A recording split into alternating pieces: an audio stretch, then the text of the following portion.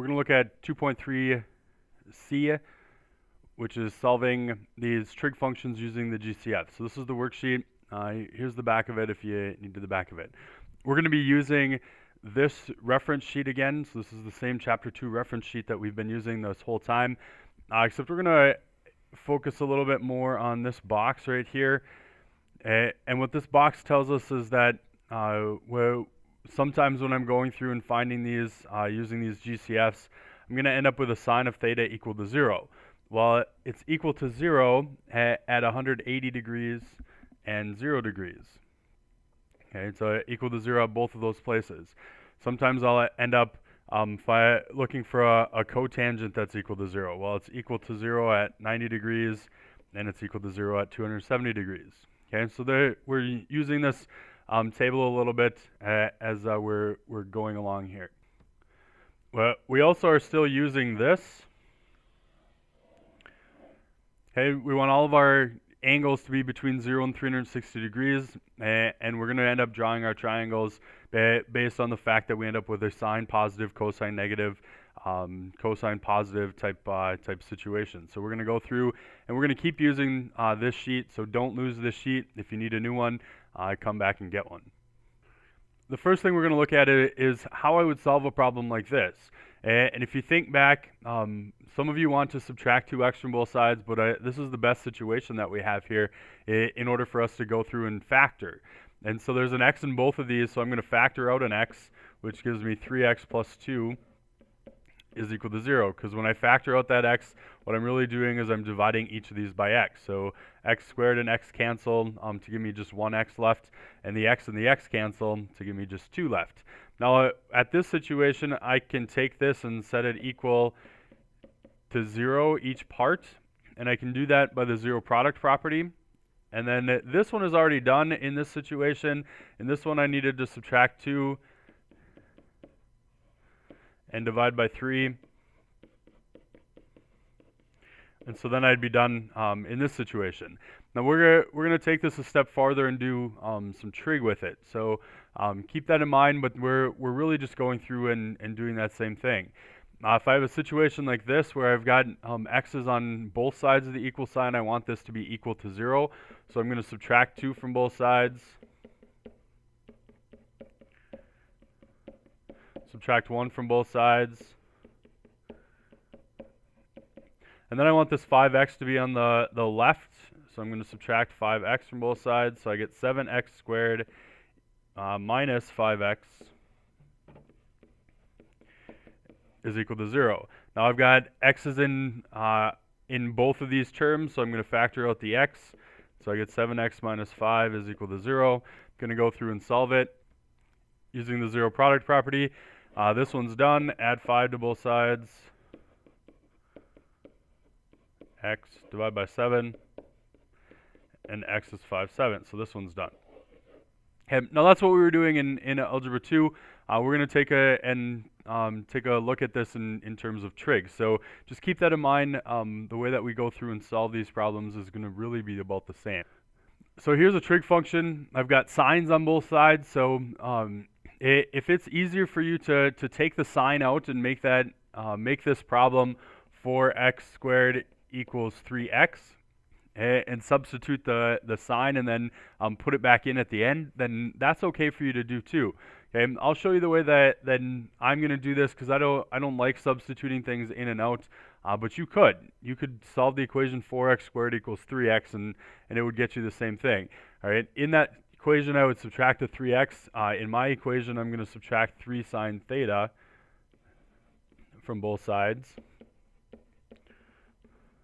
And so I get 4 sine squared theta minus 3 sine theta is equal to 0. Now it's equal to 0. I have a sine in both of them, so I want to factor out that sine. So I factor out the sine from the first one. I get 4 sine, because there were 2 sines there, so I'm taking 1 out, minus 3, because there was only 1 sine there, so I took that one out. Now I'm at the point where I'm going to use the zero product property, just like I was doing before. So now I've got sine theta equals 0, and 4 sine theta minus 3 is equal to 0. On the left one, I'm halfway done. I'm almost done with that. I can't just circle it and solve that. I don't care what sine theta is equal to. I want to know what does theta equal. On the second one, I have to do a little bit more work. So I've got 4 sine theta is equal to 3, divide by 4, and sine theta is equal to 3/4. I don't think I had this numbered. This is number 1 on your worksheet. So I have sine theta is equal to 0. Well, that's a position that I just had talked about on our reference sheet before this. So let's go back to the reference sheet and find out when sine theta is equal to 0. Sine theta is equal to 0 at 0 degrees and at 180 degrees. So this sine theta, I didn't have to do the sine inverse part. I could have done the sine inverse part, but when it's equal to 0, that's on that nice sheet for us. And so over here I get theta is equal to 0 and 180 degrees. On the second one, where I've got sine theta is equal to 3/4, I have to do the sine inverse because I need to find that reference angle. So I'm going to do the sine inverse of both sides. The sine and sine inverse on the left-hand side cancel, and I get theta is equal to sine inverse of 3/4. Gives me a reference angle of 48.59. This is a reference angle. So reference angle 48.59 degrees. So I want to go back and I want to think about what this actually looks like in my triangle. So I had sine is equal to a positive number. So sine equal to a positive is equal to a positive in the first quadrant and in the second quadrant. So when they give me the 48.59 degrees, that's this angle right here. What I'm looking for is this angle, which they gave to me. So one of them is 48.5 degrees, 48.59 degrees, 48.59.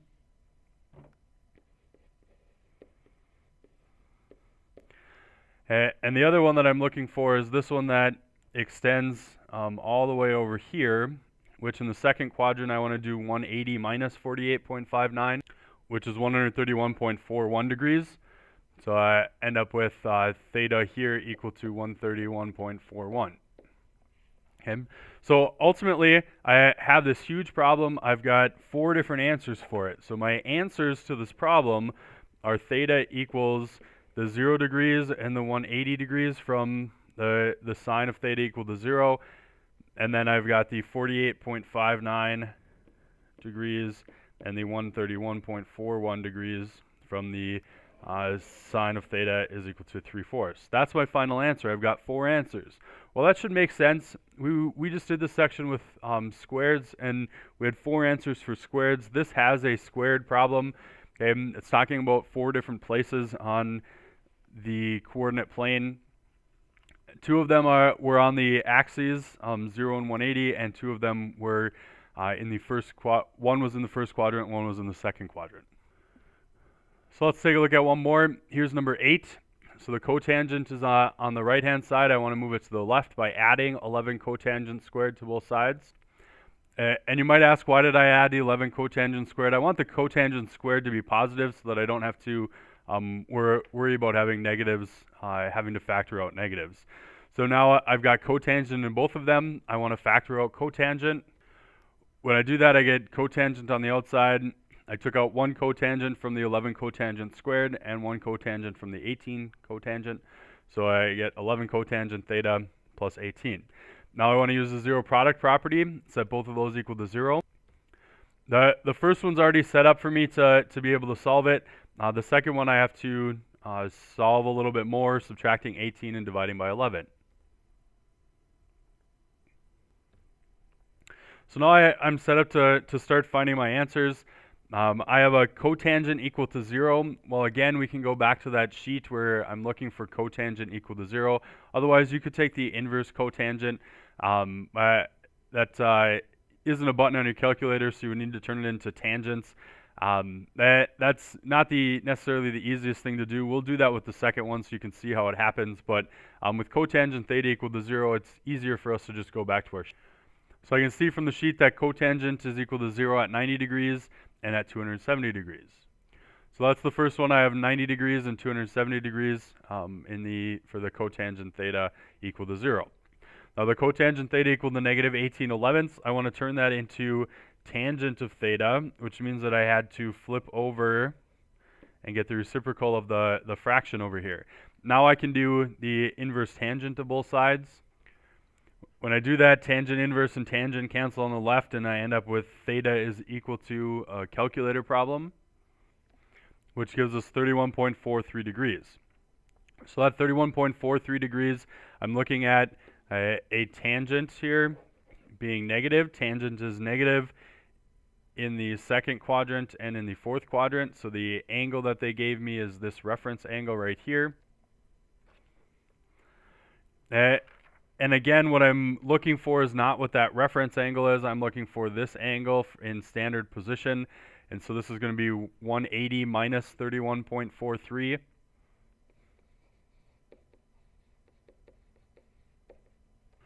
Which gives us 148.57 degrees. And then I'm looking for the other one that goes all the way around, which is 360 minus that 31.43. And so I end up with these two answers, 148.57 and 328.57. I have all four of my answers now, so I want to put all four of them together here. I've got theta is equal to 90 and 270 from the first one, 270. And it's equal to 148.57 and 328.57. Okay, make sure you're working on this worksheet, going through, trying to solve using these trig equations using the greatest common factor method.